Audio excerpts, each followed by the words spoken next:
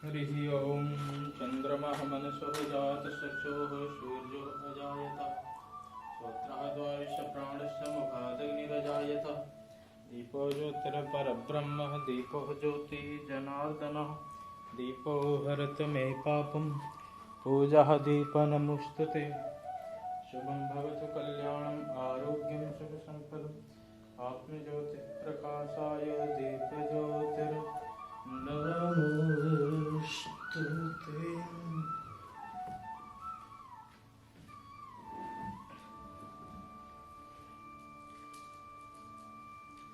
हरिः ओम्।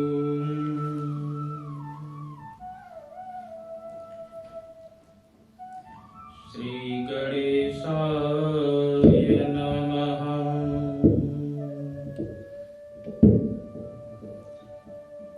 ध्येयं सदा परिभवग्नमभीष्टदोहम्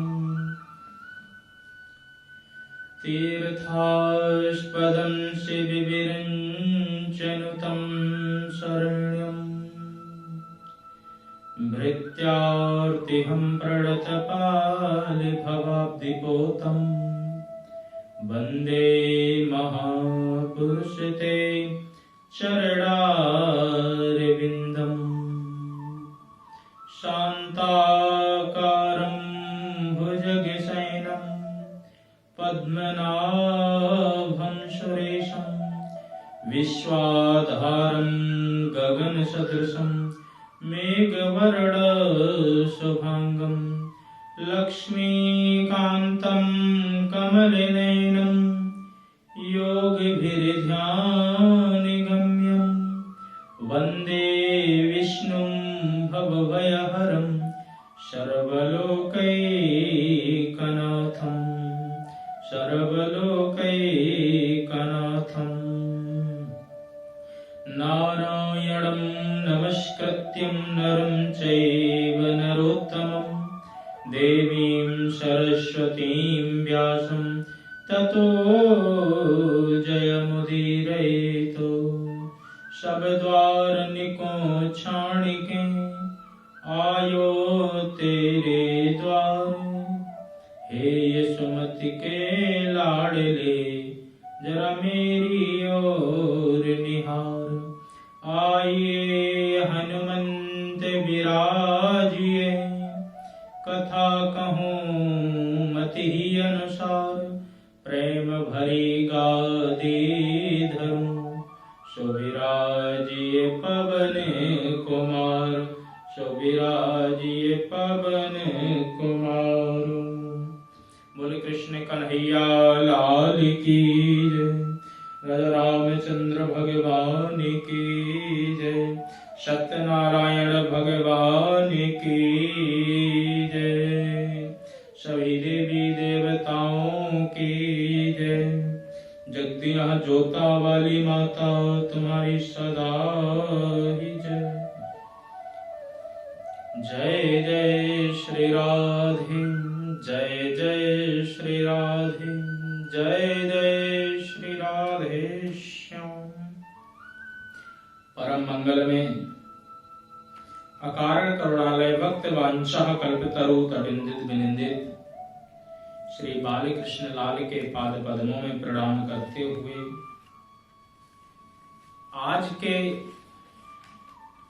शुभ अवसर पर आए हुए सभी भगवत चरणानुरागी भक्त वृंद एवं भक्तमती माताएं मैंने आज का बहुत ही विशेष पर्व है, जिस पर्व को हम सब गुरु पूर्णिमा के नाम से जानते हैं, व्यास पूर्णिमा के नाम से जानते हैं। ब्रज में इसी को मुड़िया पूर्णो भी कहा जाता है। इस पूर्णिमा की इतनी विशेषता क्यों है? क्योंकि जीव को गुरु की बहुत आवश्यकता है।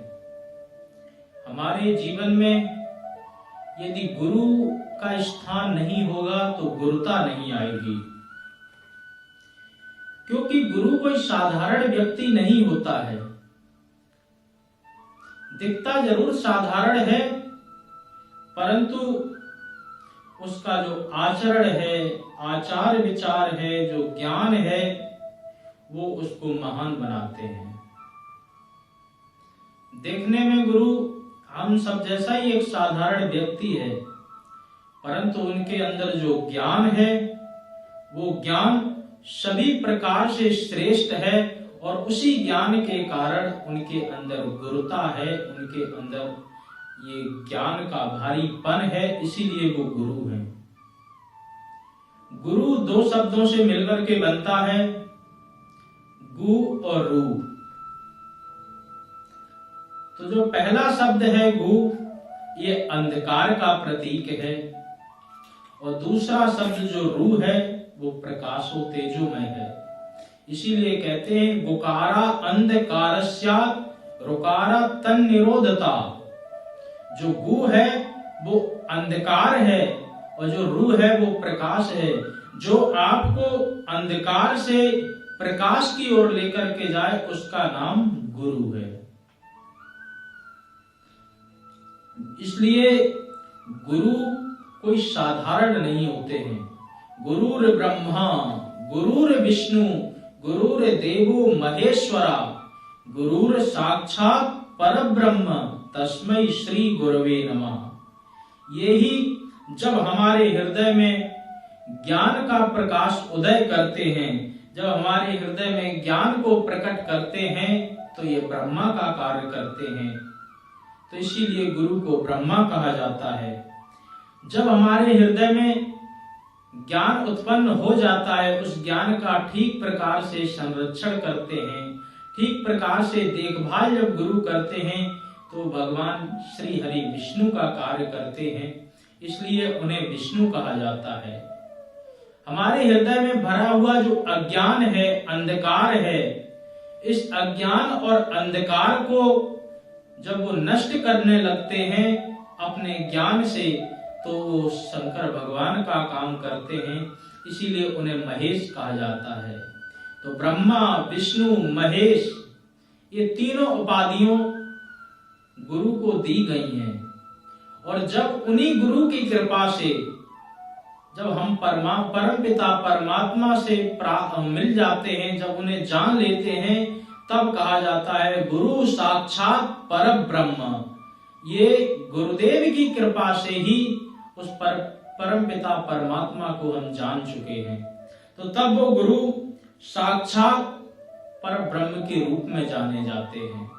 तो इसलिए गुरु ब्रह्मा भी हैं, गुरु विष्णु भी हैं और गुरु महेश भी हैं, और इन सब के साथ साथ में गुरु साक्षात परब्रह्म, जो गुरुदेव हैं वो परब्रह्म का भी स्वरूप हैं। इसीलिए लोग बाग भजन में भी गाते हैं कि जन्म के दाता मात पिता हैं, आप कर्म के दाता हैं, आप मिलाते हैं ईश्वर से, आप ही भाग्य विधाता हैं। गुरु का काम होता है कि जीव को, जो जीवात्मा है, उसको परमात्मा की ओर लेकर के जाए, उसी का नाम गुरु है। तो इसलिए गुरु की हम सबके जीवन में बहुत आवश्यकता है। बिना गुरु के तो हम एक पग भी नहीं चल सकते हैं। वैसे 5 प्रकार के गुरु बताए गए शास्त्रों में।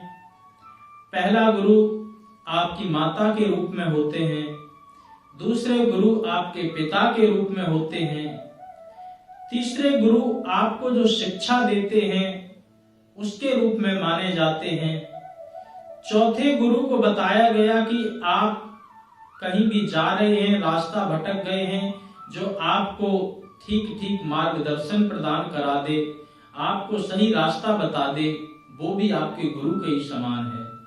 और 5वां और सबसे महत्वपूर्ण जो स्थान बताया गया गुरु का, वो दीक्षा गुरु है। शिक्षा गुरु आपके अनेकानेक हो सकते हैं। माता पिता आप अनेक लोगों को बना सकते हैं, परंतु शास्त्र कहते हैं कि दीक्षा केवल और केवल एक से ही लेना चाहिए। एक संत, एक पंथ, एक मंत्र और एक कंथ, इनका एक का बड़ा महत्व है। इसलिए जो दीक्षा गुरु है वो हम सबके जीवन में केवल एक ही होना चाहिए। अनेकानेक गुरु बनाना ये महामूर्खता है। आप शिक्षा गुरु कितने भी बना सकते हो, परंतु जो दीक्षा गुरु है वो यदि आपने एक से दीक्षा ले ली और एक को छोड़ करके आप दूसरे के पास दीक्षा लेने चले गए, तो इसका मतलब आप पहले वालों का अपमान कर रहे हैं। इसलिए भूल करके भी कदापि ऐसा कार्य नहीं करना चाहिए। गुरु तो केवल एक ही है, और गुरु की जीवन में जरूरत इसलिए और है क्योंकि ये जो भवसागर, जो संसार सागर है, इसको तारने का काम भी गुरु करते हैं। गुरु के बिना कोई भी जीव, और जीव की बात छोड़ो, देवी देवता तक भी नहीं तर सकते हैं। इसीलिए तुलसीदास जी लिखते हैं कि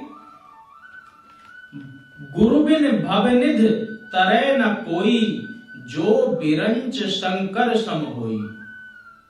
बोले गुरु के बिना कोई भी तर नहीं सकता, चाहे वो बिरंची माने ब्रह्मा या शंकर माने शिव जी, चाहे वो ब्रह्मा हो चाहे वो शिव हो, बिना गुरु के उनका भी उद्धार नहीं हो सकता। इसलिए भगवान राम जी इस धराधाम पर आए, भगवान श्री कृष्ण जी आए तो उन्होंने भी गुरु बनाया।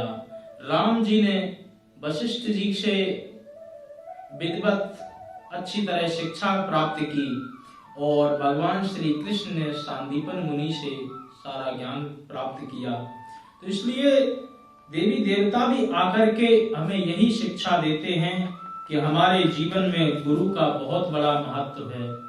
गुरु हमारे जीवन में होने चाहिए। अब वो गुरु कैसे होने चाहिए, इसका भी बहुत बड़ा महात्म है कि प्रत्येक व्यक्ति को बहुत सोच समझ करके गुरु दीक्षा लेनी चाहिए। वैसे साधारण शब्दों में तो यही समझा जाए कि जो व्यक्ति केवल अपने आप तक आपको सीमित न रखे, वो ही सच्चा गुरु है। जो आपको परमात्मा की ओर लेकर के जाए, वो ही आपके लिए सच्चा गुरु। जो सिर्फ ये कहे कि मैं ही सब कुछ हूं, हमारे पास ही रहो, हमारी पूजा करो, हमारी आरती करो, वो सच्चा गुरु नहीं हो सकता है। जो भगवान की ओर आपको लेकर के जाए, उसी को हम सच्चा गुरु जानते हैं, सच्चे गुरु के रूप में मानते हैं। तो इसलिए ये तो एक साधारण सी बात है। शास्त्रों में बताया जाता है कि पानी पियो छान के और गुरु करो जान के, क्योंकि आप यदि जानकर के गुरु नहीं करेंगे तो कहीं ना कहीं आपको जीवन में धोखे का सामना करना पड़ सकता है। और यदि आपके जीवन में धोखा हुआ तो आपका जो इतना त्याग, तपस्या और जो विश्वास है वो सब बर्बाद हो जाएगा। इसलिए आपको बहुत सोच समझ करके गुरु की पहचान करनी चाहिए।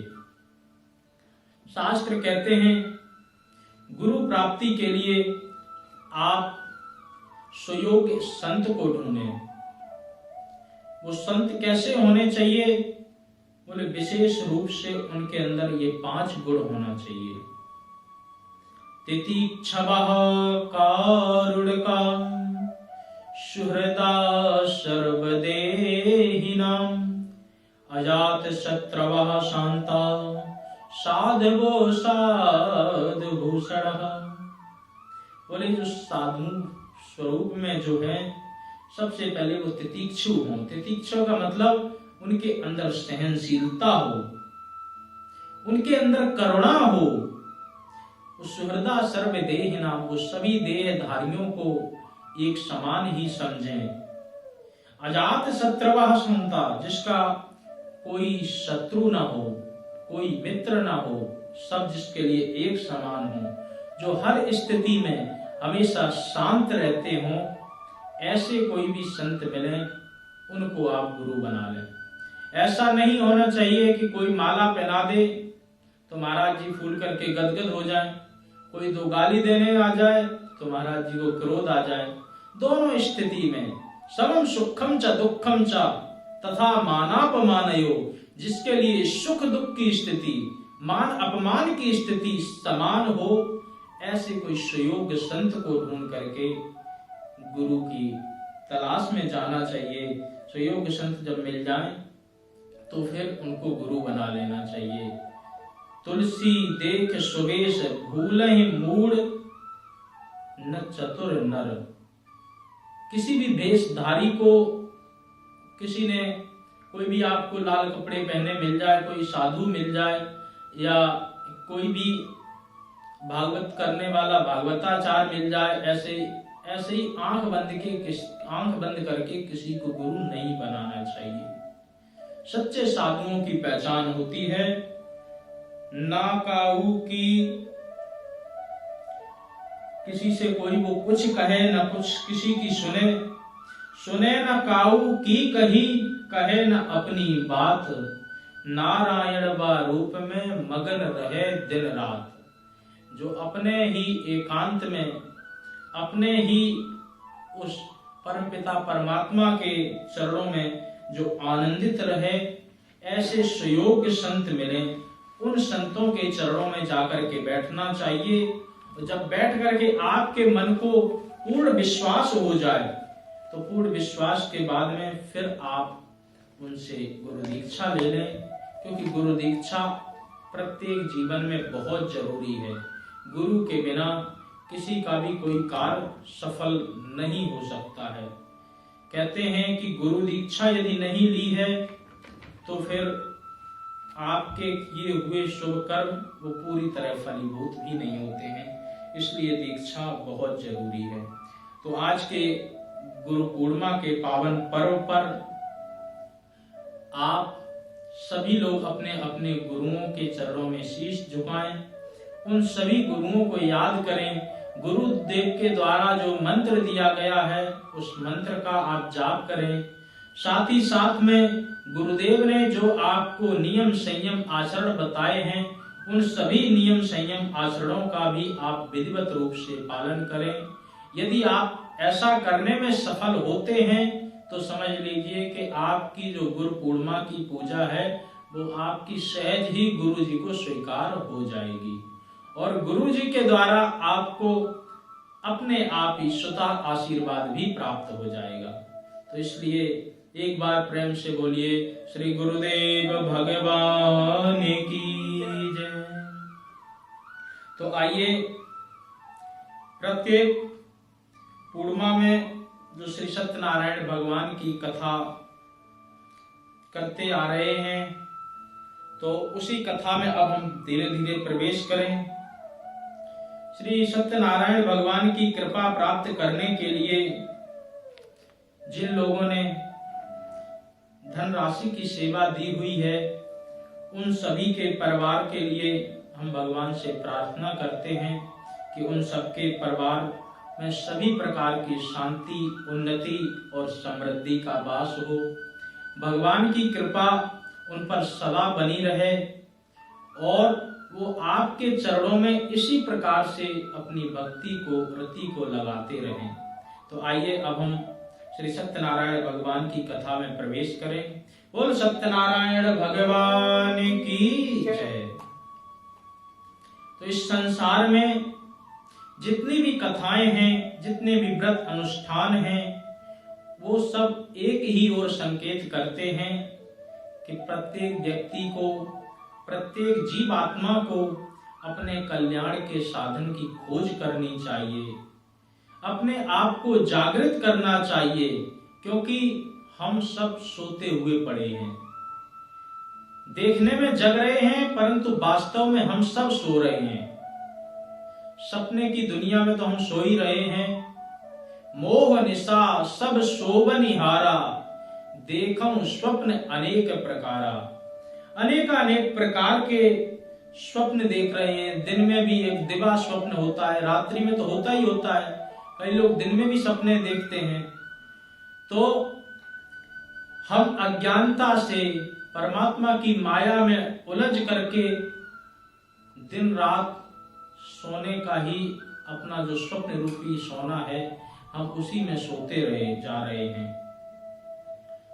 यह सब संसार की मोह रूपी निद्रा है। इसमें सोते सोते जीव का कभी भी कल्याण नहीं हो सकता है। प्रत्येक व्यक्ति को भगवान का आसरा लेना चाहिए। भगवान की कृपा से वो जब जाग जाता है तो जाग करके फिर अपने कल्याण की ओर भागता है। किसी ने पूछा कि पता कैसे चले कि ये जीव सो रहा है कि जाग रहा? बोले, जिस व्यक्ति के अंदर से विषय विलास आदि जो काम क्रोध लोभ मोह ये सब जिनका धीरे धीरे दमन होने लगे तो समझ लेना चाहिए कि वो जाग रहा है। जाने जीव जबई जग जागा, जब सब विषय विलास विरागा। जब उसके जीवन से सारे विषय सारे विलास सब चले जाएं तो समझ लेना चाहिए कि ये व्यक्ति अब जाग चुका है। और जागने के लिए जीव को क्या करना पड़ेगा? बोले, जागने के लिए जीव को सत्य की खोज करनी पड़ेगी, सत्य की ओर आगे बढ़ना पड़ेगा। और वो सत्य कोई और नहीं है, वो सत्य साक्षात भगवान श्री हरि का ही नाम है, भगवान श्री राम का ही नाम है। क्योंकि भगवान शंकर जी सदा सर्वदा इन्हीं की तपस्या में लीन रहते हैं। अनेक वर्षों से भगवान शंकर जी तपस्या कर रहे थे तो पार्वती जी ने पूछ दिया कि आप ये कई वर्षों तक आप कहाँ खोए रहते हैं, किसमें लीन रहते हैं? तो उन्होंने कहा कि मैं सत्य की खोज करता हूँ और मैंने उस सत्य की खोज कर भी ली है। जहां तक मेरा अनुभव है उस अनुभव के हिसाब से मैं बताता हूँ कि वो सत्य और कोई नहीं, वो परमात्मा का ही साक्षात स्वरूप है, परमात्मा का ही नाम है। इसीलिए भगवान शंकर जी कहते हैं, ओ मां कहूं मैं अनुभव अपना, सत्य हरि भजन जगत सब सपना। सारा संसार स्वप्न है, परमात्मा का नाम केवल सत्य है। इसलिए ऐसे श्री हरि परमात्मा का नाम हम सबको स्मरण करना चाहिए। ऐसे ही सत्य का बखान स्कंद पुराण की रेवा खंड में किया गया है। उसी रेवा खंड में श्री हरि भगवान विष्णु श्री सत्यनारायण भगवान की मनोवांछित फल प्रदान करने वाली जो कथा है उसका वर्णन है। यह सत्य श्री नारायण भगवान की जो कथा है वो भुक्ति मुक्ति के साथ साथ पुत्र पौत्रों को भी प्रदान कराने वाली है। क्योंकि भगवान श्री सत्यनारायण की कृपा से जीव को सब कुछ संभव है, सब कुछ प्राप्त हो जाता है। इसीलिए सभी वैष्णवों को, सभी व्यक्तियों को भगवान श्री हरि की शरण में आना चाहिए। श्री सत्यनारायण भगवान की कृपा से अपने जीवन में सभी प्रकार के सुखों को प्राप्त करना चाहिए, भगवान श्री हरि की कृपा को प्राप्त करना चाहिए। तो आइए हम सब श्री सत्यनारायण भगवान की कथा में प्रवेश करें। बोलो सत्यनारायण भगवान की जय। अथ प्रथमोध्यायः।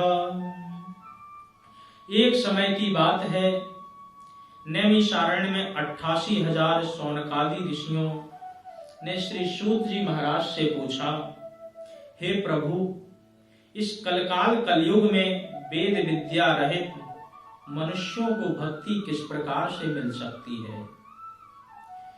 उनका उद्धार कैसे हो सकता है? क्योंकि मैं देख रहा हूं इस संसार में जो मनुष्य है वो धीरे धीरे अपने स्वरूप को भूलता जा रहा है।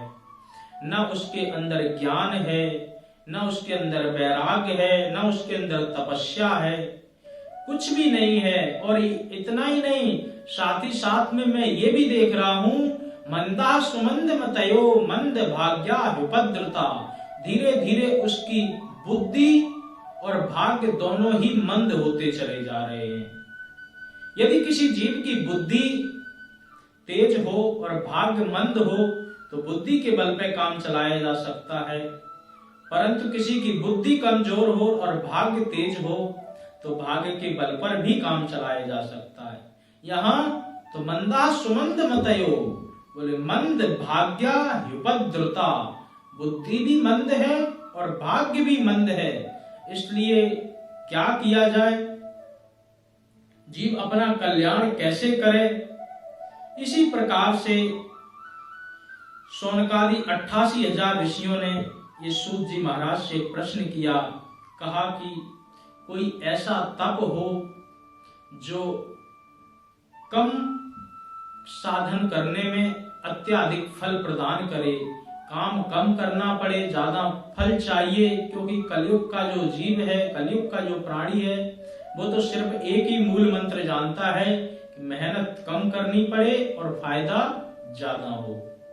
तो इसलिए ऐसा कोई आप उपाय बताएं जिससे कम परिश्रम करने से ही अत्याधिक लाभ प्राप्त हो सके, क्योंकि आप समस्त शास्त्रों के ज्ञाता हैं, आप जीवों के दुख को अच्छी तरह जानते हैं, पहचानते हैं। तो श्री सूत जी महाराज ने कहा कि हे ऋषियों, आपने प्राणियों के हित के बारे में बहुत अच्छा प्रश्न किया है। अब मैं तुम्हें उस श्रेष्ठ व्रत का वर्णन करूंगा जो कि सभी प्रकार का फल प्रदान करने वाला है, और जिस व्रत को भगवान श्री हरि नारायण ने एक बार नारद जी को भी बताया था। एक बार की बात है, श्री नारद जी ने भगवान श्री हरि विष्णु जी से यही प्रश्न पूछा था। उन्होंने कहा कि आप इस व्रत को ध्यान से सुनिए, जो भगवान श्री हरि विष्णु ने नारद जी को सुनाया उसे हम सुनाने के लिए तुम्हें बता रहे हैं। योगी राज नारद जी दूसरों के हित की इच्छा के लिए घूमते घूमते मृत्यु लोक में आ पहुंचे। जब मृत्यु लोक में आए और आकर के देखा तो देख करके बड़ा आश्चर्य हुआ, क्योंकि इस संसार में वर्षे वर्षे क्रमश जाता मंगलम नापि दृश्यते। जैसे जैसे नारद जी देख रहे थे, धीरे धीरे मंगलकार शुभकार भगवान के भजन संकीर्तन कथा भागवत आदि धीरे धीरे कम होते चले जा रहे थे। जो जीव है वो विषय भोगों में ही लगा रहता था और धीरे धीरे इन्हीं विषय भोगों में वो मर जाता था और 84 लाख योनियों में भटक करके पुनः फिर जन्म लेता, फिर मर जाता। पुनरपि जननम पुनरपि मरणम पुनरपि जननी जठरे शयनम। ये देख करके नारद जी को बड़ा शोक हुआ, बड़ा दुख हुआ। नारद जी ने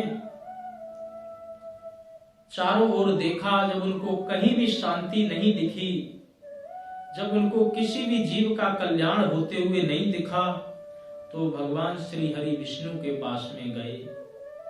वहां जाकर के उन्होंने कहा कि हे प्रभु, आप सभी प्रकार से अत्यंत शक्ति संपन्न हैं, आपकी मन और वाणी भी आपको नहीं पा सकती है। आपका न कोई आदि है, न अंत है, न मध्य है। आप निर्गुण स्वरूप अकारण, न आपका कोई रूप है न रंग है।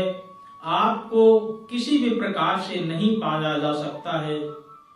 हम आपके हाथों में सुशोभित शंख चक्र गदा पद्म एवं वरमाला पहने हुए देख रहे हैं। हमारे मन को असीम शांति मिल रही है, परंतु मैं अपने मन की शांति के साथ साथ जीवों के कल्याण के लिए आपके पास में आया हूं।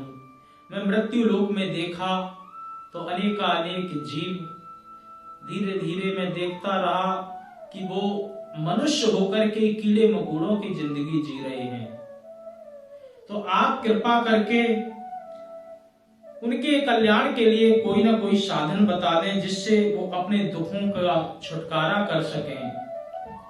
श्री हरि भगवान विष्णु जी बोले, हे नारद जी, आपने मनुष्यों की भलाई के लिए बहुत सुंदर प्रश्न पूछा है।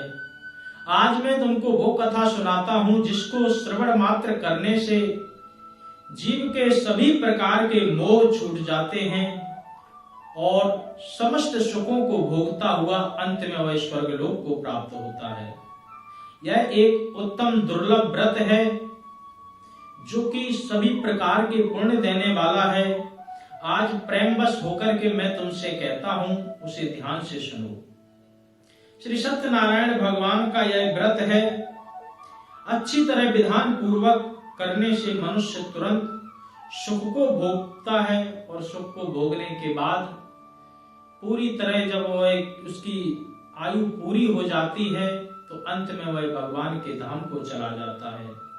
श्री हरि के वचन सुनकर के नारद जी ने कहा, हे प्रभु, इस व्रत का क्या फल है, इस व्रत का क्या विधान है, यह व्रत किसने किया था, इस व्रत को किस दिन करना चाहिए, सभी प्रकार से आप विस्तार पूर्वक इस व्रत के बारे में हमें बताएं, आपकी अति कृपा होगी। नारद जी की बात सुनकर के श्री हरि बोले, दुख व शोक को दूर करने वाला, यह सभी स्थानों पर विजय दिलाने वाला, मनुष्य को भक्ति व श्रद्धा के साथ श्री सत्यनारायण भगवान की धर्म परायण होकर के ब्राह्मणों व बंधु बांधवों के साथ में करनी चाहिए। भक्ति भाव से नैवेद्य, केले का फल, घी, दूध, गेहूं का आटा या सवाया, शक्कर तथा गुड़ लेकर के सभी भक्षण योग्य पदार्थ मिलाकर के भगवान का भोग लगाएं। ब्राह्मणों सहित बंधु बांधवों को भी भोजन कराएं। उसके बाद स्वयं भोजन करें। भजन कीर्तन के साथ भगवान की भक्ति में लीन हो जाएं। इस तरह से श्री सत्यनारायण भगवान ने जो नारद जी को व्रत बताया था, इस व्रत से मनुष्य की सारी इच्छाएं पूर्ण हो जाती हैं और इस कलकाल कलयुग में यह मृत्यु लोक में सभी प्रकार से मोक्ष प्रदान करने वाला एक सरल उपाय है। इति श्री सत्यनारायण व्रत कथा प्रथम अध्याय संपूर्णम्। श्रीमन्नारायण नारायण नारायण, श्रीमन्नारायण नारायण नारायण, भजमन्नारायण नारायण नारायण, भजमन्नारायण नारायण नारायण, श्री सत्यनारायण नारायण नारायण, श्री सत्यनारायण नारायण नारायण। बोलो सत्यनारायण भगवान की जय। अथ द्वितीय अध्याय। श्री सूत जी बोले, हे ऋषियों, जिसने पहले इस व्रत को किया है, अब मैं उसका तुम्हें इतिहास सुनाता हूं, ध्यान पूर्वक सुनो। सुंदर काशीपुरी नगरी में एक अत्यंत निर्धन ब्राह्मण रहता था। भूख प्यास से परेशान होकर के वह धरती पर घूमा करता था। ब्राह्मणों से प्रेम करने वाले भगवान श्री हरि नारायण एक दिन ब्राह्मण का वेश धारण करके आए और आकर के उसके पास पूछा कि हे विप्र, नित्य दुखी होकर के तुम इस पृथ्वी पर क्यों घूमते हो? दीन ब्राह्मण बोला, मैं निर्धन ब्राह्मण हूं, भिक्षा के लिए इस धरती पर सदा सर्वदा घूमता रहता हूं। हे भगवान, यदि आप कोई उपाय जानते हो तो कृपा करके हमें बताएं। वृद्ध ब्राह्मण कहते हैं कि श्री सत्यनारायण भगवान का जो मनोवांछित व्रत देने वाला, जो फल देने वाला व्रत है, इसका तुम विधि विधान से पूजन करो।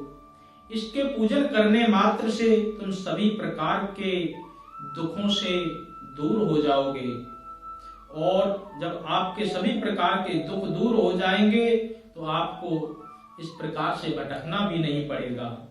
वृद्ध ब्राह्मण बनकर के आए श्री सत्यनारायण भगवान ने अपनी सारी बात बताई और इसके बाद वह अंतर ध्यान हो गए।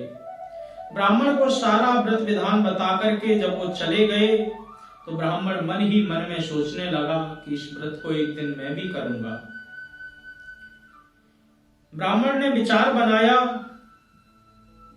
कि इस व्रत को एक दिन मैं भी करूंगा और रात में सोने की कोशिश करने लगा, परंतु उसको नींद नहीं आई। सवेरे उठ करके भगवान श्री सत्यनारायण का व्रत करने के मन में उसने निश्चय किया और करके वह भिक्षा के लिए निकल पड़ा। उसने सोचा कि जो भी आज भिक्षा में धन मिलेगा, इस धन से मैं भगवान की श्री हरि सत्यनारायण व्रत की पूजा अच्छी तरह करूंगा। भगवान की कृपा से उस दिन उसको बहुत सारा धन मिल गया। वह बंधु बांधवों को बुलाकर के लाया और श्री सत्यनारायण भगवान का व्रत संपन्न किया। भगवान श्री सत्यनारायण का व्रत करने के बाद में उस निर्धन ब्राह्मण को सभी प्रकार के दुखों से छुटकारा मिल गया। अनेकानेक प्रकार की संपत्तियों से वह युक्त हो गया। उसी समय से वह ब्राह्मण हर माह इस व्रत को करने लगा। इस तरह से श्री सत्यनारायण भगवान के व्रत को जो भी मनुष्य करेगा, वह सभी प्रकार के दुखों से, पापों से मुक्त होकर के मोक्ष को प्राप्त कर लेगा। जो मनुष्य इस व्रत को करेगा, वह सभी प्रकार के दुखों से भी मुक्त हो जाएगा। सूत जी बोले, इस तरह श्री नारद जी से नारायण जी का कहा हुआ श्री सत्यनारायण व्रत को मैंने तुम्हें सुना दिया। हे विप्रो, अब मैं और क्या कहूं? ऋषि बोले, हे मुनिवर, इस संसार में उस विप्र से सुनकर के इस व्रत को किस किसने और किया है, हम सुनना चाहते हैं। कृपा करके हमें आप श्रवण कराने की कृपा करें। सूत जी बोले, हे मुनियों, जिसने इस व्रत को किया है वह सब ध्यान से सुनो। एक समय वही विप्र धन और ऐश्वर्य के अनुसार अपने बंधु बांधवों के साथ में इस व्रत को करने के लिए तैयार हुआ। उसी समय एक लकड़ी बेचने वाला बूढ़ा लकड़हारा वहां पर आया। उसने लकड़ियां बाहर रख दी और ब्राह्मण के घर में प्रवेश किया। वह प्यास से बहुत दुखी था। लकड़हारा उनको व्रत करते हुए देख विप्र को नमस्कार किया और पूछने लगा कि ये आप क्या कर रहे हैं, इसको करने से क्या लाभ है, कृपया मुझे भी बताएं। ब्राह्मण ने कहा कि सब प्रकार की मनोकामनाओं को पूर्ण करने वाला श्री सत्यनारायण भगवान का ये व्रत है। इनकी कृपा से मेरे घर में सभी प्रकार से धन और धान्य की वृद्धि हुई है। विप्र से सत्यनारायण भगवान के व्रत के बारे में जानकर लकड़हारा बहुत प्रसन्न हुआ। चरणामृत को लेकर के प्रसाद खाने के बाद वह अपने घर गया। लकड़हारे के मन में भी यही विचार चल रहा था कि मैं भी श्री सत्यनारायण भगवान की कभी पूजा करूंगा। उसने अपने मन में संकल्प लिया कि आज जो भी लकड़ी बेचने से धन प्राप्त होगा, उस धन से मैं श्री सत्यनारायण भगवान का व्रत करूंगा। मन ही मन इस विचार को लेकर के वह बूढ़ा आदमी सिर पर लकड़ियों को रख करके नगर की ओर बेचने के लिए चला गया। भगवान की कृपा से आज वह उस जगह पर लकड़ी बेचने के लिए गया जहां पर अत्याधिक धनी लोग रहा करते थे। भगवान ने ऐसी कृपा की कि उसको लकड़ियों का 4 गुना दाम प्राप्त हुआ। बूढ़ा आदमी प्रसन्नता के साथ में केले, शक्कर, घी, दूध, दही, गेहूं का आटा लेकर के आया। सत्यनारायण भगवान के व्रत में अन्य सामग्रियों को लेकर के और अपने सभी बंधु बांधवों को बुलाकर के श्री सत्यनारायण भगवान का उसने पूजन किया। इस व्रत के प्रभाव से वह बूढ़ा लकड़हारा धन, पुत्र आदि से युक्त होकर के संसार के समस्त सुखों को भोग करके अंत में वैकुंठ की ओर चला गया। इति श्री सत्यनारायण व्रत कथा 2य अध्याय संपूर्ण। श्रीमन्नारायण नारायण नारायण, श्रीमन्नारायण नारायण नारायण, भजमन नारायण नारायण नारायण, भजमन नारायण नारायण नारायण, श्री सत्यनारायण नारायण नारायण, श्री सत्यनारायण नारायण नारायण। सत्यनारायण भगवान की जय। अथ तृतीयोध्याय। सूत जी बोले, हे श्रेष्ठ ऋषियों, अब मैं आगे की कथा कहता हूं। पहले समय में उल्कामुख नाम का एक बुद्धिमान राजा था।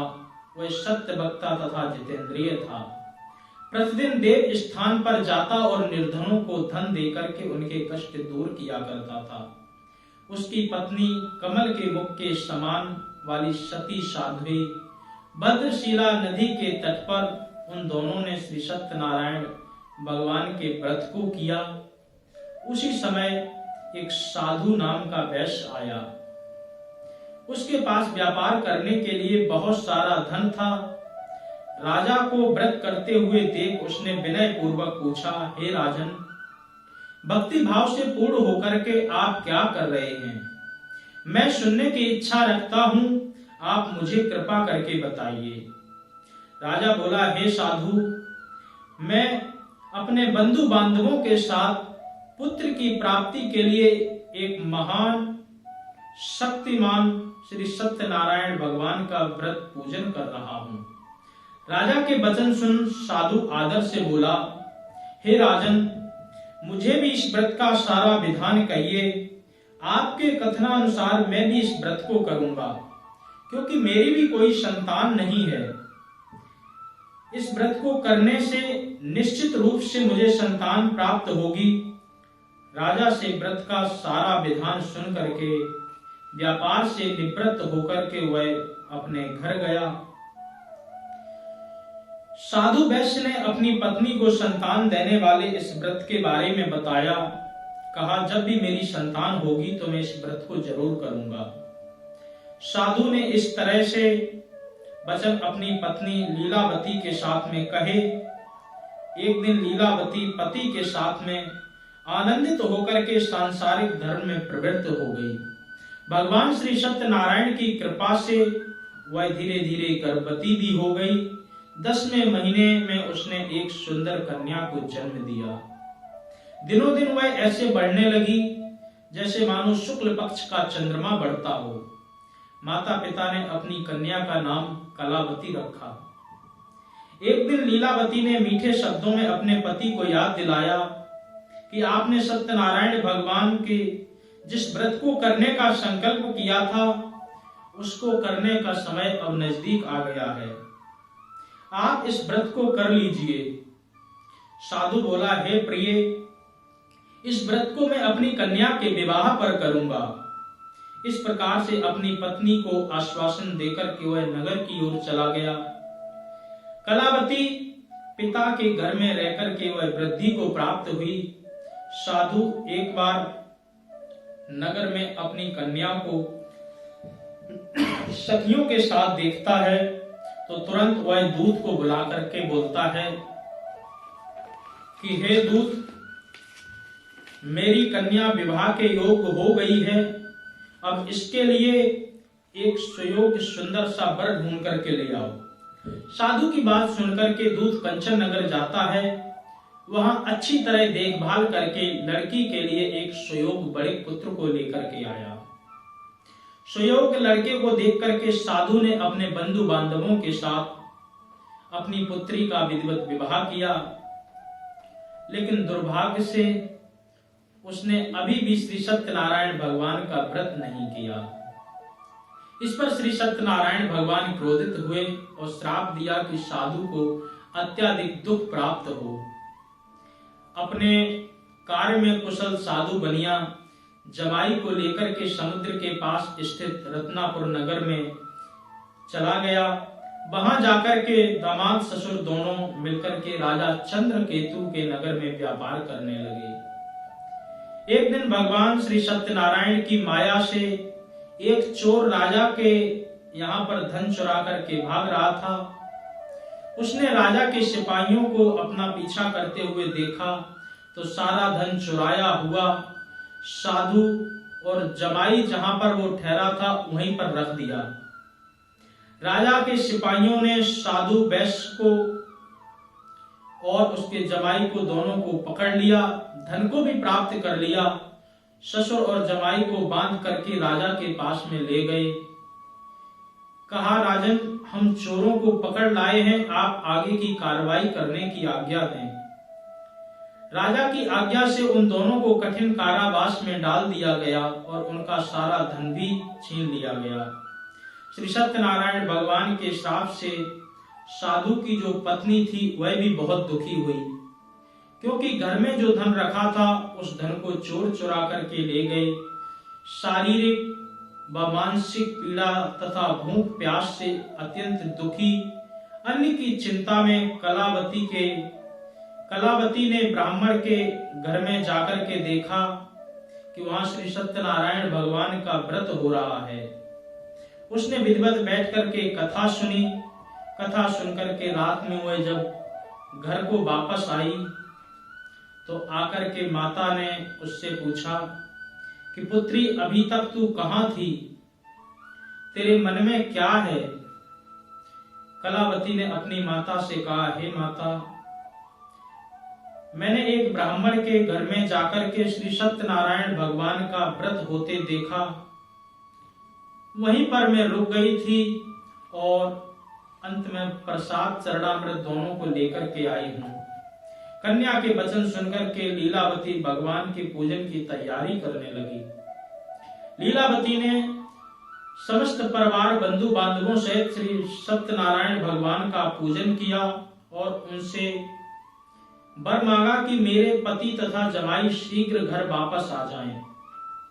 साथ ही साथ यह प्रार्थना भी की कि हम सबका सभी प्रकार से अपराध क्षमा करें।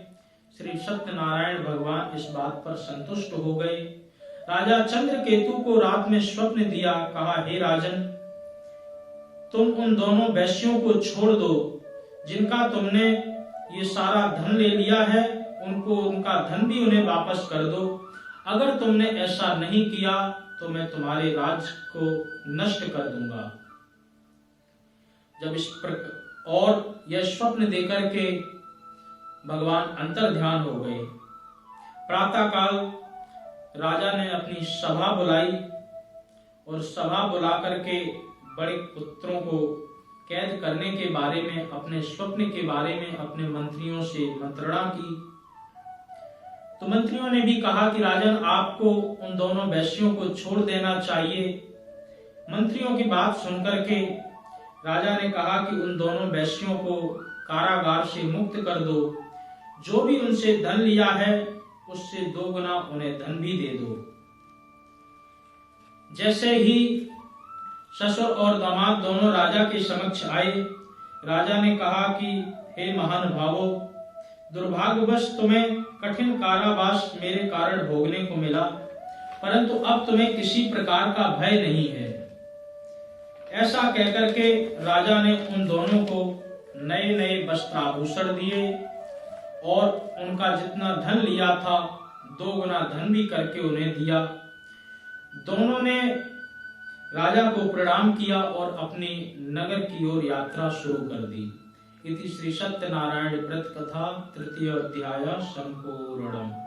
श्रीमन्नारायण नारायण नारायण, श्रीमन्नारायण नारायण नारायण, भजमन्नारायण नारायण नारायण, भजमन्नारायण नारायण नारायण, श्री सत्यनारायण नारायण नारायण, श्री सत्यनारायण नारायण नारायण।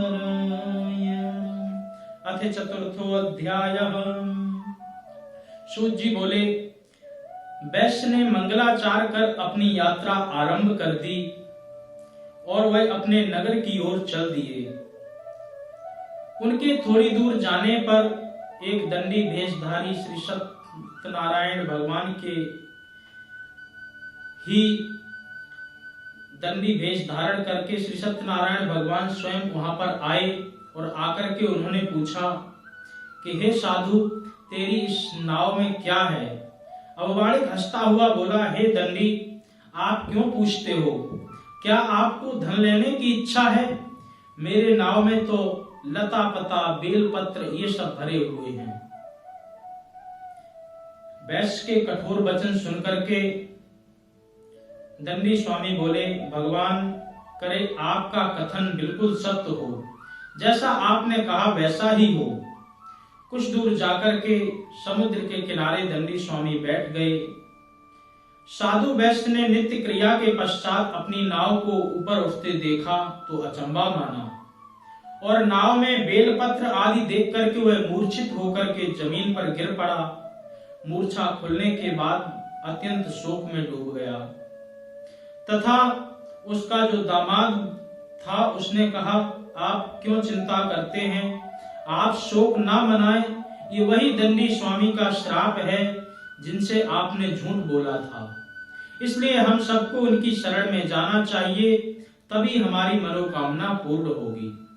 दामाद की बात सुनकर के साधु दंडी स्वामी के पास में पहुंचा और अत्यंत भक्ति भाव नमस्कार होकर के उनसे क्षमा मांगने लगा। कहने लगा कि मैंने जो भी आपसे असत्य वचन कहे हैं उनके लिए आप मुझे क्षमा कर दें। ऐसा कहकर के महान शोकातुर होकर के वह दंडी स्वामी के सामने ही रोने लगा। दंडी स्वामी ने उस साधु को क्षमा किया और कहा कि हे बड़े पुत्र, मेरी आज्ञा से तुम्हें बार बार दुख प्राप्त हुआ, क्योंकि तुम मेरी पूजा से विमुख हो गए थे। साधु बोला, हे भगवान, आपकी माया को ब्रह्मा इंद्र आदि देवता भी नहीं समझ सकते हैं, तो मैं आपके स्वरूप को कैसे समझ पाऊंगा? मैं एक अज्ञानी ठहरा हूं। आप प्रसन्न होइए, अब मैं सामर्थ्यानुसार आपकी पूजा करूंगा। मेरी रक्षा करो, पहले के समान मेरी नौका में धन को भी भर दो। साधु वैश्य के भक्ति पूर्वक वचन सुन करके भगवान प्रसन्न हो गए और उसकी सारी इच्छाओं को पूर्ण कर दिया। इस प्रकार से भगवान सारी इच्छाओं को पूर्ण करके अंतर्ध्यान हो गए। ससुर और जमाई जब नाव में आए तो नाव को पुनः धन से भरी हुई देखी, तो फिर वही अपने अन्य साथियों के साथ श्री सत्यनारायण भगवान का पूजन अपने मन में ठान करके नगर की ओर चल दिए। जब नगर के नजदीक पहुंचे तो दूत को घर पर खबर भेजने के लिए भेज दिया। दूत साधु की पत्नी को प्रणाम कहता हुआ बोला कि मालिक अपने दामाद सहित नगर के निकट आ गए हैं। दूत की बात सुनकर के साधु पत्नी लीलावती ने बड़े हर्ष के साथ श्री सत्यनारायण भगवान का पूजन कर अपनी पुत्री कलावती से कहा कि मैं अपने पति के दर्शन के लिए जाती हूँ, तू कार्य पूर्ण करके शीघ्र आ जाना। माता के ऐसे वचन सुनकर के कलावती ने भगवान की पूजा की। पूजा करने के बाद में जल्दी में वह भगवान के प्रसाद को छोड़ करके अपने पति के दर्शन के लिए चली गई। प्रसाद की अवज्ञा के कारण श्री सत्यनारायण भगवान रुष्ट हो गए और नाव सहित उसके पति को पानी में डुबो दिया। कलावती अपने पति को वहां ना पाकर के रोती हुई जमीन पर गिर गई और नौका को भी डूबा हुआ देख करके कन्या बहुत रोने लगी। तो कन्या को जब साधु ने रोते हुए देखा तो उसने हाथ जोड़ करके परमात्मा से प्रार्थना की, हे प्रभु, मुझसे तथा मेरे परिवार से जिस कोई भी किसी प्रकार की भूल हुई हो उसे आप क्षमा करें। साधु के दीन वचन सुनकर के श्री सत्यनारायण भगवान प्रसन्न हुए और वहीं से आकाशवाणी की कि तेरी कन्या मेरे प्रसाद को छोड़ करके आई है और इस प्रकार से उसने मेरे प्रसाद की अवज्ञा की है, इसलिए उसका पति अदृश्य हो गया है। यदि वह घर जाकर के मेरे प्रसाद को पूर्ण करती है, मेरे प्रसाद को ग्रहण करती है, तो उसका पति उसको अवश्य प्राप्त होगा। ऐसी आकाशवाणी सुनकर के कलावती घर पहुंची, भगवान का विधिवत पूजन किया। पूजन करने के बाद में उसने प्रसाद को भी ग्रहण किया। फिर अंत में आकर के उसने पति के दर्शन किए। इसके बाद साधु अपने बंधु बांधवों सहित श्री सत्यनारायण भगवान का विधि विधान से पूजन करने लगा। इस लोक में उसने अनेकानेक वर्ष तक सभी प्रकार के सुख भोगे और अंत में वह स्वर्गलोक को चला गया। इति श्री सत्यनारायण व्रत कथा चतुर्थो अध्याय संपूर्ण।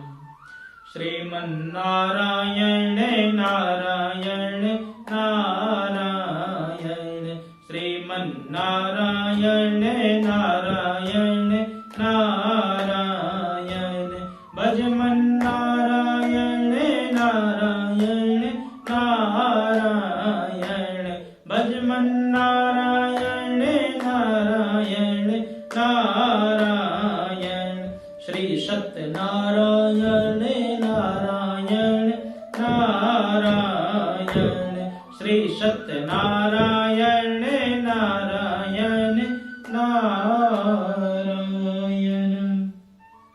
बोल सत्यनारायण भगवान की जय। अथ पंचमोऽध्याय। सूत जी बोले, हे ऋषियों, मैं एक और कथा सुनाता हूं, उसे भी ध्यान पूर्वक सुनो। प्रजा पालन में लीन तुंगध्वज नाम का जो राजा था, उसने भी भगवान के प्रसाद का त्याग किया और अंत में वह बहुत दुख को प्राप्त हुआ। एक बार वन में जाकर के वन पशुओं को मार करके वह बड़ के पेड़ के नीचे बैठा हुआ था। वहां पर कुछ ग्वाल बाल भक्ति भाव से अपने बंधु बांधवों से श्री सत्यनारायण भगवान की पूजा किया करते थे। अभिमानवश राजा ने उन्हें देख करके पूजा स्थान पर प्रणाम भी नहीं किया और वहां पर उनके दर्शन के लिए भी नहीं गया। ग्वालों ने जब राजा को प्रसाद दिया तो उसने सारा प्रसाद हाथ में लेकर के फेंक दिया और इस प्रकार से वह बिना प्रसाद को खाए, प्रसाद का तिरस्कार किए हुए अपने नगर की ओर गया। भगवान ने प्रसाद की अवज्ञा के कारण उसका राज सारा नष्ट भ्रष्ट कर दिया। सारा राज उसका तहस नहस हो गया। वह शीघ्र समझ गया कि ये श्री सत्यनारायण भगवान का ही प्रकोप है। मैंने उनके प्रसाद की अवज्ञा की थी, इसलिए ये हमारे राज्य का इस प्रकार से हाल हो गया है। वह पुनः उसी जंगल में आया और ग्वाल बालों के साथ में बैठ करके विधि विधान से पूजा की। भगवान श्री हरि नारायण के प्रसाद को भी ग्रहण किया। भगवान की कृपा से उसके राज्य में पुनः खुशहाली वापस आई। जैसा राज्य था वैसा ही हो गया और दीर्घ काल तक सुख भोगते हुए मरणोपरांत वह स्वर्गलोक में चला गया। भगवान श्री सत्यनारायण की कृपा से जो भी मनुष्य इस व्रत को करता है वह धन धान्य से भरपूर हो जाता है, निर्धन धनी हो जाता है। जिसको भय होता है वो भय मुक्त होकर के जीवन को जीता है। संतानहीन मनुष्यों को संतान प्राप्त होती है और जो भी जिस प्रकार से इच्छा लेकर के इस व्रत को करता है, भगवान श्री हरि नारायण की कृपा से उसके सभी प्रकार के मनोरथ पूर्ण हो जाते हैं, मनोवांछित उसको फल मिल जाता है और अंत में वह भगवान के वैकुंठ धाम का भी अधिकारी हो जाता है। इसलिए सूत जी बोले, इन्होंने पहले जिस व्रत को किया था, अब मैं उनके दूसरे जन्म की भी कथा कहता हूं, उसे भी ध्यान पूर्वक सुनो। वृद्ध सतानंद ब्राह्मण जो था वो अगले जन्म में सुदामा का जन्म लेकर के आया और भगवान से मित्रता करके अपने जीवन का उद्धार किया। लकड़हारा अगले जन्म में निषाद बनकर के आया और भगवान श्री राम जी की सेवा करके उनको नाव से पार करा करके उसने अपने जीवन को धन्य किया। उल्कामुख नामक जो राजा थे वो आगे चल के दशरथ के रूप में हुए और अंत में उन्हें भी वैकुंठ प्राप्त हुआ। साधु नाम से जो वैश्य था वो मूरध्वज बना। अपने पुत्र को आरे से चीर करके भगवान जब परीक्षा लेने के लिए आए तो मूरध्वज ने अपने पुत्र को आरे से ही चीर दिया और चीर करके कहा कि हमारे पुत्र को ही आप ग्रहण कर लें। इसकी भी एक कथा है। भगवान नर और नारायण जब भगवान मोरध्वज के पास में गए अर्जुन के साथ में, तो अर्जुन सिंह के रूप में और भगवान साधु के रूप में थे। तो बोले कि हमारा जो सिंह है वो केवल मनुष्य का ही मांस खाता है, तो इसलिए हम आपके द्वार पर आए हैं। तो राजा सत्यपरायण था, भगवान परीक्षा लेने के लिए ही आए थे। भगवान को परीक्षा देने के लिए राजा ने अपने पुत्र को आरे से चीर दिया, कहा कि ये मेरा पुत्र है, आपका शेर इसका मांस ग्रहण कर सकता है। तो भगवान पुनः प्रसन्न हुए और प्रसन्न होकर के पुत्र को भी जीवित कर दिया और अंत में उसको भी स्वर्गधाम प्राप्त हुआ। महाराज तुंगध्वज स्वयंभू होकर के आए और भगवान की भक्ति को करने के साथ साथ में अच्छे कर्मों को उन्होंने किया, अंत में उन्हें भी मोक्ष प्रदान कराया। इति श्री सत्यनारायण व्रत कथा पंचमो अध्याय संपूर्णम्। श्रीमन्नारायण नारायण नारायण, श्रीमन्नारायण नारायण नारायण, भजमन्नारायण नारायण नारायण, भजमन्नारायण नारायण नारायण, श्री सत्यनारायण नारायण नारायण, श्री सत्यनारायण नारायण नारायण। बोल सत्यनारायण भगवान की जय। श्री सत्यनारायण भगवान की कृपा से प्रत्येक व्यक्ति अपने जीवन में सभी प्रकार के कार्यों को सिद्ध कर सकता है, सभी प्रकार के कार्यों को पूर्ण कर सकता है। अन्य युगों में जो अनेक वर्ष तपस्या करके फल प्राप्त हुआ करता था, इस कलकाल कलयुग में विधिवत भक्ति भाव से पूर्ण होकर के यदि जीव श्री सत्यनारायण भगवान की कथा करे या भगवान की कथा को कराए, तो उसके सभी प्रकार के पाप ताप संताप नष्ट हो जाते हैं। और जो अन्य युगों में कई वर्ष करके तपस्या करके फल मिलता था, इस युग में केवल और केवल श्री सत्यनारायण भगवान की कथा से ही उसको वो पूर्ण फल मिल जाता है। तो इसलिए श्री सत्यनारायण भगवान की कथा में यही बात पर विशेष बल दिया गया है कि जीव दुखी है, उस दुख की निवृत्ति कैसे हो। एक बार सभी संतों का जमघट लगा हुआ था, सभी साधु बैठे हुए थे और यही प्रश्न कर रहे थे कि जीव को दुख से कैसे दूर किया जाए।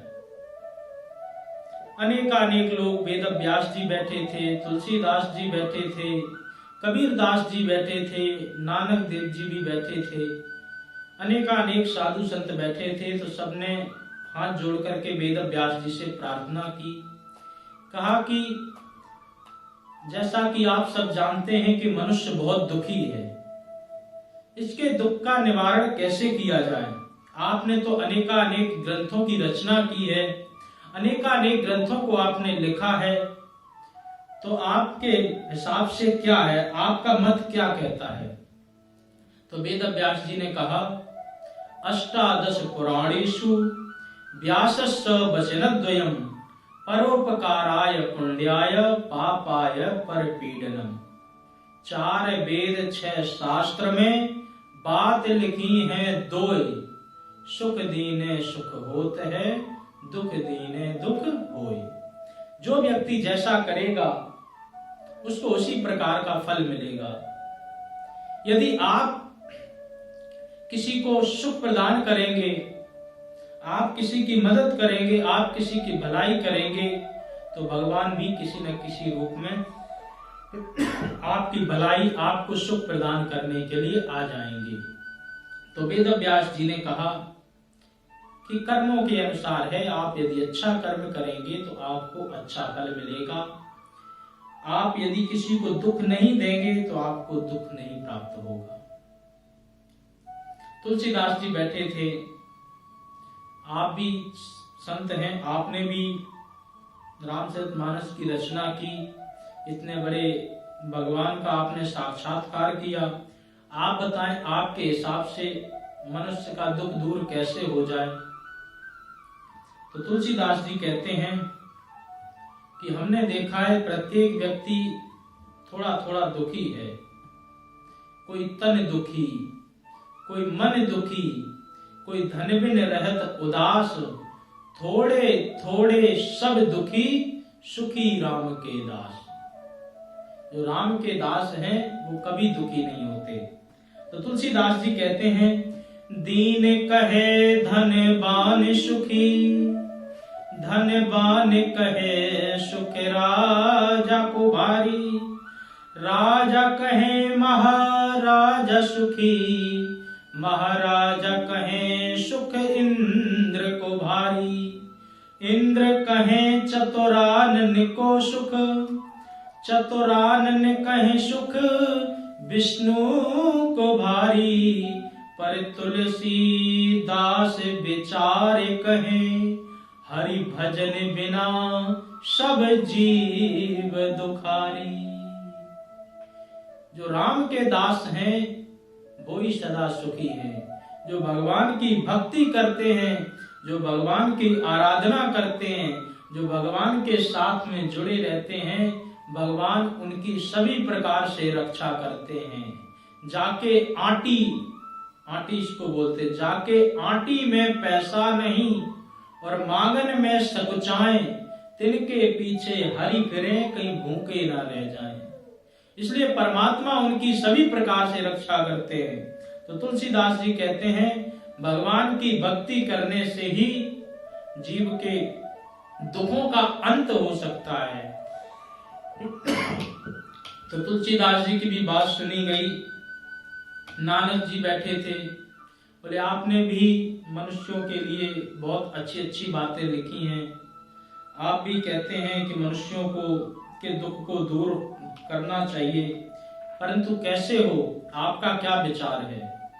तो नानक जी कहते हैं, नानक दुखिया सब संसारा, सो सुखिया जो नाम आधारा।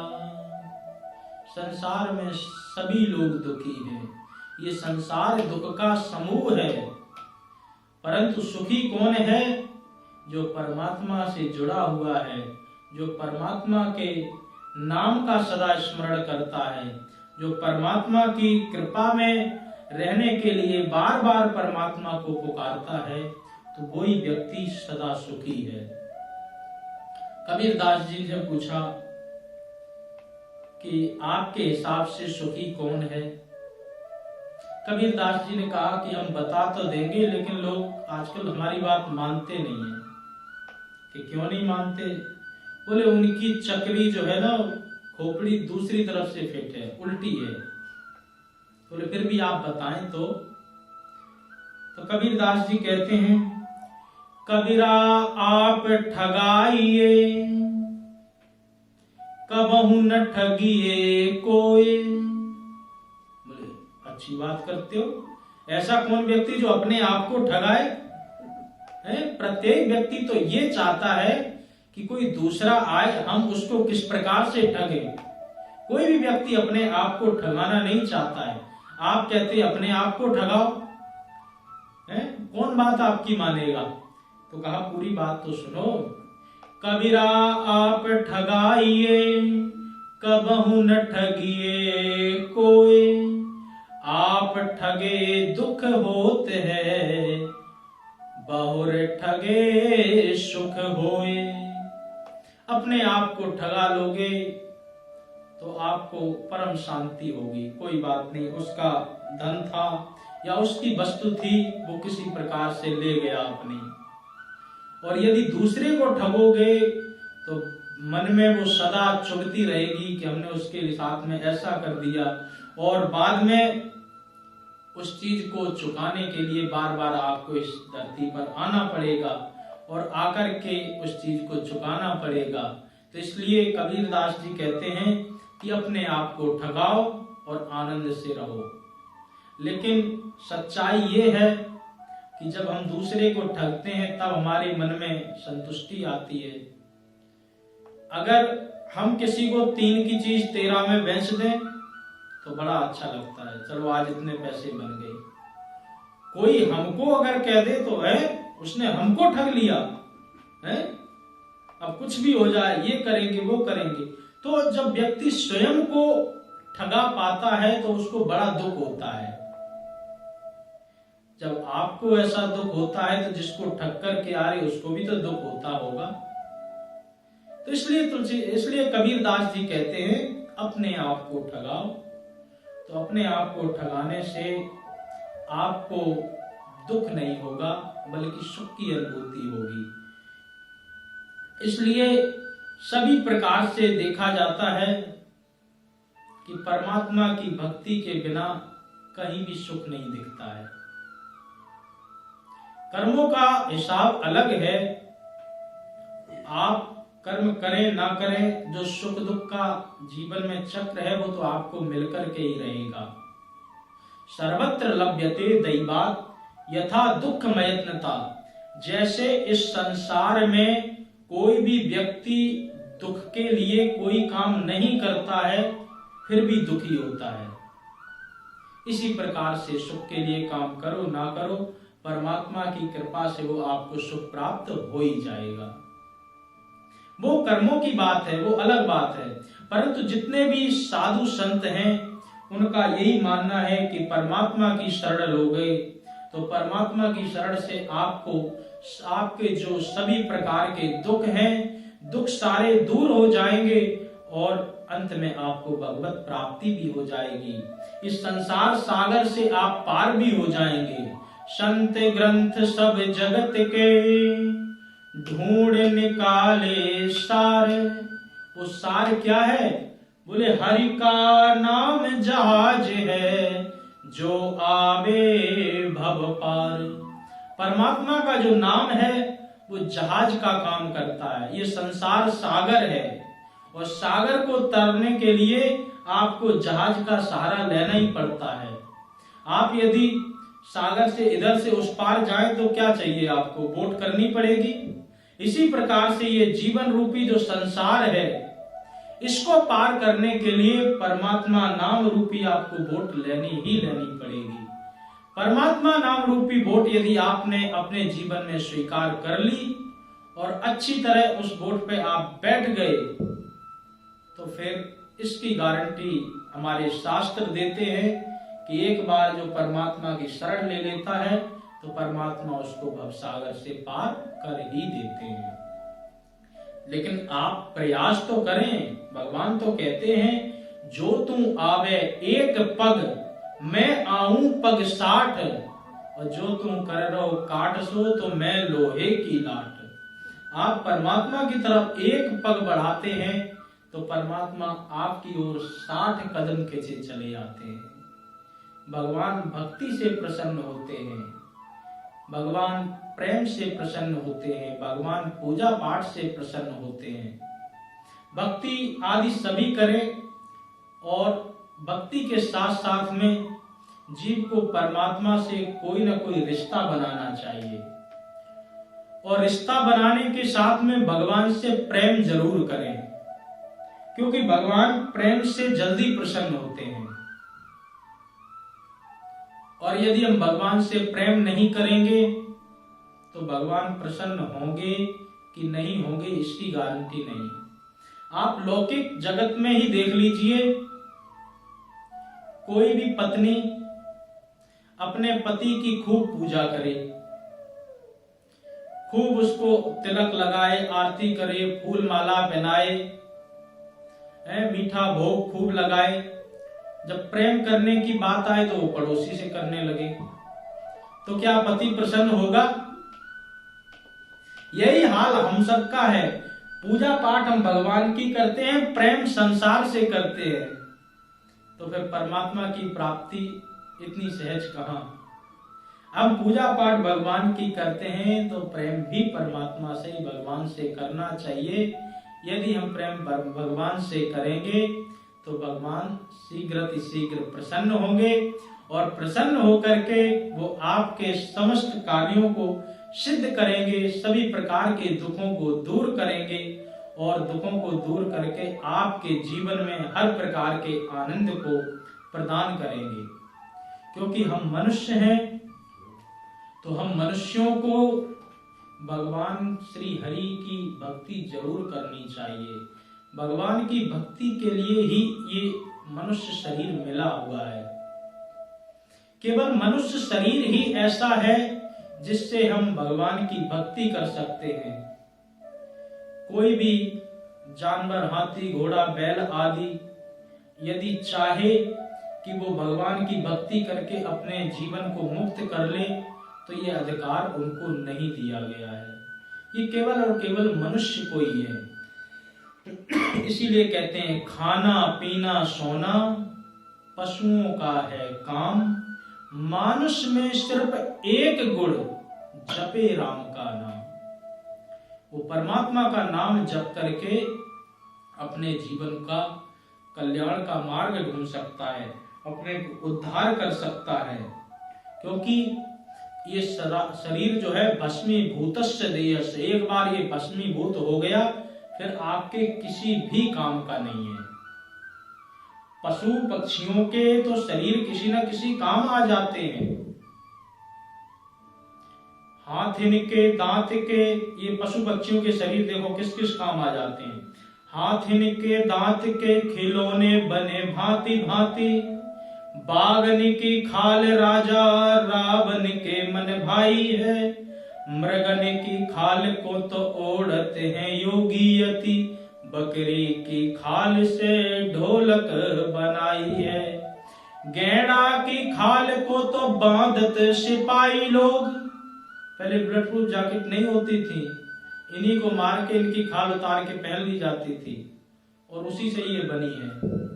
गैंडा की खाल को तो बांधत सिपाही लोग, मृगा की खाल मुनि आसन लगाई है, कहीं कभी दया राम राम के भजन बिन, मानस की खाल कहो किस काम आई है, पशुओं के जूते बने नर का कछु न होए, और जो नर से करनी बने तो नर नारायण सोए। प्रत्येक पशु पक्षी से कुछ न कुछ बन जाता है, लेकिन मनुष्य के पास में ऐसा शरीर है जिससे कुछ भी नहीं होता। अगर ये भगवान, ये प्रकृति अगर इस प्रकार की व्यवस्था ना करती, ये शरीर में अगर कीड़े ना पड़ते होते तो कोई भी व्यक्ति अपने सगे संबंधियों को जलाता, संभाल करके रखता। तो परमात्मा ने पहले ही ऐसी प्रकृति की स्थिति बनाई है, पहले ही ऐसा दिखा दिया है कि ये जो शरीर है ये क्षणिक है, इसकी कोई भी गारंटी नहीं है, ये कभी भी आपका शरीर जा सकता है। इसीलिए पल का ठिकाना नहीं होता है। इसलिए साधु संत कहते हैं, बहुत एक अच्छा छंद साधु लोग गाते हैं और वो बाकी प्रेरणादायक है। क्षण भंगुर जीवन की कल का, कल प्रात को जान खिली न खिली, मलयागिर की शुच शीतल मंद, सुगंध समीर चली न चली, कल काल कुठार लिए फिरता, तम नम्र पे चोट झिली न झिली, भजले हरि नाम अरी रसना, फिर अंत समय तू हिली न हिली। कौन जानता है कि शरीर कब तक रहेगा, और अगर रहेगा भी तो बुढ़ापे में किसी काम का नहीं है, आंखों कानों से सुनता नहीं, आंखों से दिखता मंद है, और देह से शक्ति गई अब चलना फिरना बंद है। चल फिर नहीं सकते तो तीर्थ नहीं कर पाओगे, हैं? हाथ पैर नहीं चल रहे, माला नहीं जप पाओगे, बैठ नहीं सकते हो ठीक से तो कोई आसन नहीं लगा पाओगे। तो इसलिए कौमार आचरेत प्राज्ञो, ये कुमारा अवस्था में, युवा अवस्था में भगवान का भजन करना चाहिए, भगवान के सानिध्य में आना चाहिए, भगवान के लिए जरूर समय निकालना चाहिए। आपके पास में 24 घंटे हैं, 24 घंटे में से आप थोड़ा सा ही समय निकाल दो, 2 घंटे निकाल लो। बोले 2 भी नहीं निकल सकते हैं। बोले 1 घंटा निकाल लो। बोले ये भी ज्यादा है। तो फिर और ढिलाई की गई। बोले 1 घंटा भी ज्यादा, आधा घंटा निकाल लो। बोले कोशिश करेंगे लेकिन लगता नहीं है। तो बोले आधे से भी आधा कर लो, 15 मिनट। अरे हाँ, अब बात कुछ ठीक लग रही है, लेकिन कर पाएंगे कि नहीं कर पाएंगे? करें, चलो 15 मिनट हम भजन कर लेंगे, भगवान की भक्ति कर लेंगे, उसका परिणाम क्या होगा, फल क्या मिलेगा हमें? तो शास्त्र कहते हैं 1 घड़ी, 60 मिनट की 1 घड़ी होती है, 1 घंटा की। 1 घड़ी आधी घड़ी, आधे में पुनि आध। बोले आधे में से भी आधी कर लो। 24 घंटे में अगर तुमसे टाइम नहीं निकल रहा, 15 मिनट ही निकाल लो। 1 घड़ी आधी घड़ी, आधे में पुनि आध। तुलसी चर्चा राम की, कटे कोट अपराध। जिस प्रकार के भी तुम्हारे जानते हुए या अनजाने, शुभ या अशुभ जो भी कर्म है, उन सभी कर्मों का जो पाप है, उन सभी पाप को भस्म करने का काम वो आपका 15 मिनट कर देगा। इसलिए भगवान की भक्ति घंटा नहीं कर सकते तो आधा घंटा, आधा घंटा नहीं तो 15 मिनट तो जरूर करना चाहिए। तो इसलिए भगवान के सानिध्य में रह करके भगवान की भक्ति करने से जीव को सुख शांति समृद्धि मिल जाती है, दुख का नाश हो जाता है। और सत्यनारायण भगवान की कथा में एक तो दुख के ऊपर बात थी, दूसरी थी कि भगवान की जो पूजा आराधना है इसको बहुत ज्यादा डिले नहीं करना चाहिए, बहानों से इसको बहुत ज्यादा आगे नहीं कराना चाहिए। जब भी समय मिले शुभ कार्यों को जितना शीघ्र कर सकते हैं, शुभस्य शीघ्रम, जो शुभ कार्य हैं इनको शीघ्राति शीघ्र करोगे तो तभी आपको पुण्य अच्छी तरह प्राप्त होगा, तभी आपको फल प्राप्त होगा। हम अन्य सभी चीजों के लिए समय निकाल लेते हैं, परंतु भगवान की भक्ति के लिए समय जब भी हम निकालना चाहते हैं तो उसको आगे टाल देते हैं। जैसे आप रोज भगवान की भक्ति करते हैं सुबह उठ करके, एक दिन आप लेट उठे तो सोचे कि अब लेट पहुंचेंगे, क्या करें? तो बोले सबसे पहले जो भक्ति करते उसमें से ही टाइम काट लो, उसमें से टाइम काट करके पहले पहुंच जाओ। तो भगवान की भक्ति में से समय हम सबसे पहले निकालते हैं। क्यों? क्योंकि उसमें हमने अपने मन को बहुत ज्यादा प्रयास करने से लगाया है।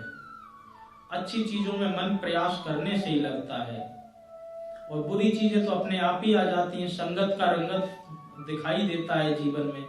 इसलिए भगवान की भक्ति में से समय नहीं काटना चाहिए, बल्कि उसको तो समय और भी बढ़ाना चाहिए, और भी प्रयास करना चाहिए। धीरे धीरे प्रयास करते रहेंगे तो भगवान की कृपा से आप अपने मन में जो भी कल्पना करेंगे, जो भी संकल्पना करेंगे, फिर भगवान आपके लिए वो सारे द्वार खोल देंगे। जिसकी भी आपको भक्ति मांगो या मुक्ति मांगो, सुख मांगो, समृद्धि मांगो, कुछ भी मांगो भगवान से। और हम तो कहते हैं भगवान से यदि मांगना ही है तो सिर्फ और सिर्फ इतनी सी बात मांगो कि हे परमात्मा, हमारी बुद्धि सदा सर्वदा शुद्ध रहे, हम किसी का कोई गलत कार्य ना करें, और आपके सानिध्य में हम सदा जुड़े रहे। और क्या मांगना? सुख समृद्धि मांग करके हम उनसे अलग हो जाएंगे, हमें तो प्रयास उनसे जुड़ने का करना चाहिए। जब भगवान के साथ में हम जब जुड़ जाएंगे तो फिर संसार से हम मुड़ जाएंगे। जब संसार से मुड़ जाएंगे तो फिर जो वैकुंठ है, जो जन्मने मरने का जो चक्कर है, या फिर जो दुखों का जो समूह संसार है, इसमें फिर हमें बार बार नहीं आना पड़ेगा। पुनरपि जन्मम पुनरपि मरणम पुनरपि जननी जठरे शयनम, बार बार आना, बार बार इस संसार से जाना, फिर ये सब हमें नहीं भोगना पड़ेगा। इसलिए भगवान की भक्ति करें, भक्ति से अपनी मुक्ति को प्राप्त करें। भगवान श्री सत्यनारायण की जो व्रत कथा है वो जीव को यही संदेश देती है कि सभी प्रकार से जितना भी हो सके भगवान की भक्ति में व्यक्ति को जरूर लीन रहना चाहिए। भगवान के प्रसाद का अनादर नहीं करना चाहिए और भगवान की भक्ति में बहुत ज्यादा विलंब नहीं करना चाहिए। जितनी जल्दी हो सके उतनी जल्दी करने का प्रयास करें। यदि जीव ऐसा करता है तो भगवान उसको सभी प्रकार के फल प्रदान करते हैं, सभी प्रकार से उसकी देखभाल करते हैं और सभी प्रकार से उसके जीवन में जितने भी भय हैं, दुख हैं, कष्ट हैं, उन सभी को निवृत्त कर देते हैं। तो ऐसे श्री सत्यनारायण भगवान की व्रत कथा में हम सब अपना मन लगाएं, हम सब अपने जीवन में व्रत कथा को उतारें और भगवान श्री हरि नारायण की आराधना सदा सर्वदा करते रहें। इसी के साथ में श्री सत्यनारायण भगवान की कथा का आज यही विश्राम। अब हम सब लोग आरती के लिए खड़े होंगे। बोल सत्यनारायण भगवान की जय। अम्बे मात की जय, जगदम्बे माता की जय, सभी देवी देवताओं की जय। जय जय श्री राधे, जय जय श्री राधे, जय जय श्री राधे।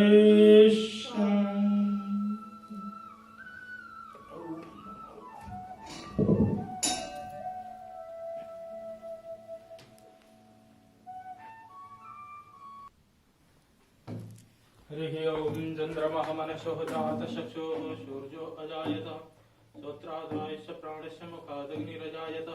दीपो ज्योतिरपरब्रह्म, दीपो ज्योतिः जनार्दनः, दीपो हरति मे पापं, पूजः दीप नमोस्तुते।